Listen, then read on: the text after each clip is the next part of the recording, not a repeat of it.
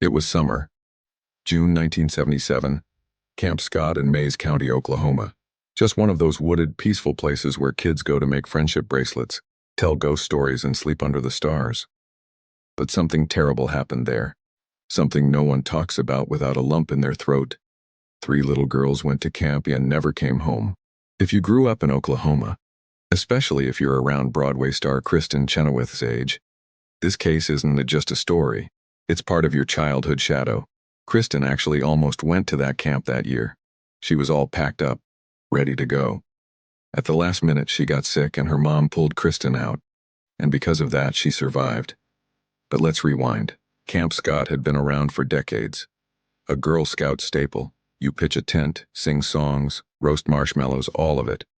The place felt safe. It was safe. Until it wasn't. On June 12, 1977, more than 100 girls rolled into camp, including 8-year-old Lori Lee Farmer, 9-year-old Michele Guse, and 10-year-old Doris Denise Milner. All 3 ended up assigned to Tent 8 in the Kiowa unit. The tents were arranged in a horseshoe tucked back in the woods. Tent 8 sat farthest from the counselor's tent. Too far, it turns out. That first night, a thunderstorm rolled in. Rain pounded the canvas. Lightning flashed through the trees. Most of the girls huddled in their tents, telling stories or scribbling letters home. Lori wrote to her family, Met 2 new friends, Michele Guse and Denise Milner. I'm sharing a tent with them. Sometime between 2 a.m. and 4 a.m., something happened. No one saw it, or maybe no one wanted to admit what they heard in the dark. Around 6 a.m., a counselor walking to the shower spotted sleeping bags dumped near the trail. Odd. She went closer. Inside the bags were the bodies of Lori, Michele, and Denise.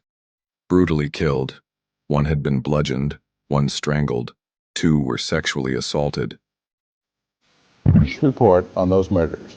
The victims, who had arrived at Camp Scott only last night, were identified as 9-year-old Michele Guse of Broken Arrow, 8-year-old Lori Lee Farmer of Tulsa, and 10-year-old Denise Milner, also of Tulsa. Camp Scott shut down immediately. Forever. But for the families of Lori, Michele, and Denise, no comfort could soften the blow. Oklahoma was in shock. How does something like this happen at a Girl Scout camp? Who could do this? And why? Police got to work fast. Within days, they had a suspect, Gene Leroy Hart. Gene Hart wasn't just any local guy. He was a convicted rapist and prison escapee. In 1973, he escaped from a state penitentiary and disappeared. Just vanished. But not really. He stayed close to home, the Cookson Hills near Camp Scott. Deep woods, dense, hard to search. He had friends, family, maybe even help hiding out. 4 years passed. Hart stayed underground. Then, the murders at Camp Scott. Police found a few clues tying him to the scene. A red flashlight, a roll of tape like the kind used in the previous crime. Boot prints, semen that matched his blood type. A newspaper in a nearby cave that talked about the murders. DNA testing back then wasn't what it is today. We're talking pre-digital age. But the circumstantial evidence piled up. On June 23, 1977, just 10 days after the murders, Hart was captured after a massive manhunt. Brought in, charged. Everyone expected a conviction, but that's not what happened. In 1979, the trial began. It was a media circus. For 2 days, we've gone over what happened to our child. But still lacking, at least at mid-afternoon, was any hard evidence directly linking Hart to the scene of the crime. Hart's defense team argued there wasn't enough physical evidence. They poked holes in the timeline. They played up Hart's Cherokee heritage, saying law enforcement was biased against him. And it worked. After a month-long trial, the jury came back. Not guilty. Gasps in the courtroom, shock, rage, relief, for some. Hart was free of the murder charges, but not really free. He still had 300+ years left on his original rape sentence. 2 months later, Hart dropped dead of a heart attack in prison, 35 years old, no confession, no closure. The case officially went cold. The families were left with nothing. 3 beautiful girls, gone, and no one held responsible. But time didn't erase it. If anything, the mystery only grew. Oklahoma Girl Scouts murder, an unsolved case. Lori Farmer's parents didn't just grieve, they channeled their loss into action. They founded the Oklahoma chapter of Parents of Murdered Children after the judge callously referred to their daughter as case number 777025. They also pushed for Marcy's Law, demanding that courts use victims' names and not numbers. And Sherry Farmer vowed, "Closure will never be our lives, only justice for Lori." You know, I would just get up and think, if I could just get from now till noon. Okay, if I can get from noon till supper. A whole generation of Oklahoma kids, especially girls, grew up knowing the camp wasn't safe, and they never forgot. Kristin Chenoweth never forgot either. In 2022, she went back to Oklahoma to film a documentary on the case. She sat with the families. She walked the trail. She visited the site where Tent 8 once stood, now just grass and silence. Kristin says she still feels the chill when she thinks about it. She almost went.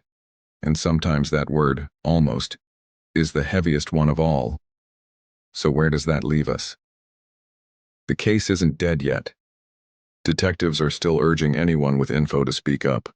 If you remember anything about that stormy night, no matter how small, please call the OSBI tip line at 405-848-6724.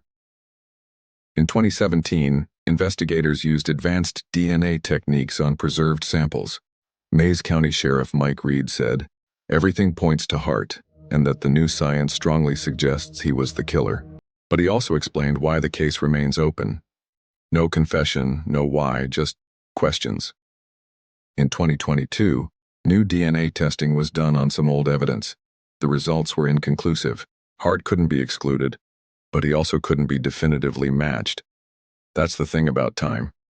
It erodes answers. But here's what we know.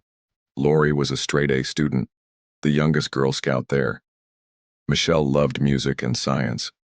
Denise had just raised enough money to attend camp.